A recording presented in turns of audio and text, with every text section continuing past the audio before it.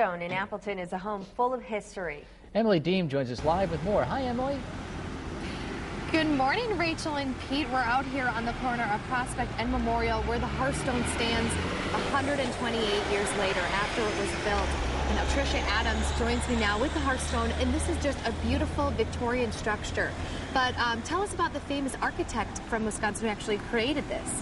Well, the house was designed by William Waters. He built a lot of buildings throughout Wisconsin, a lot of schools, a lot of churches, and even the Opera House down in Oshkosh that was just restored. And this has a lot of history behind it. I mean, it was a place for people to live in, a home, a restaurant, now a museum. How is it able to stand the way it was created all these years later? Is a time frame where, hey, you're going to want to get this checked out? I know we were talking about blueprints. There aren't any blueprints for this home. Right. Unfortunately, there are no blueprints. We just went through this summer and had what's called a historic structures report done.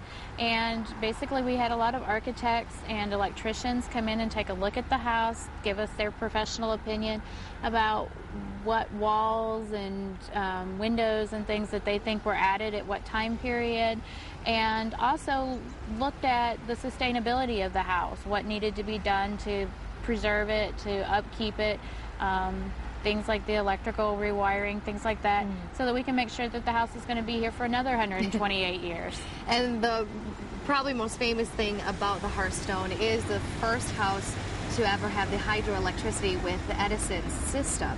Correct.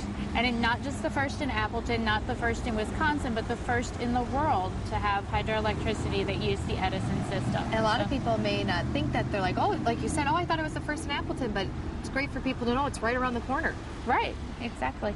So another thing, too, about this is there are haunted tours that I wanted to let people know for the month of October, and there are a few that are happening now, Thursday and Friday, so those are going to be happening. So little eerie kind of with the home, too, just maybe a sense of there are still maybe some people out here, spirits or so.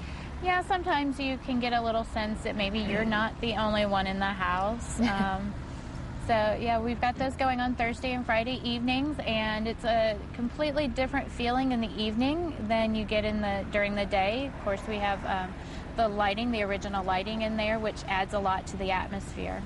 Well, this, too, the little overcast, Pete, that's really adding to the atmosphere out here, too, but it's beautiful. So thank you, Tricia, for joining us this morning, too. And if you're interested in the haunted tours, all the information is online at fox11online.com. We'll send it back to you.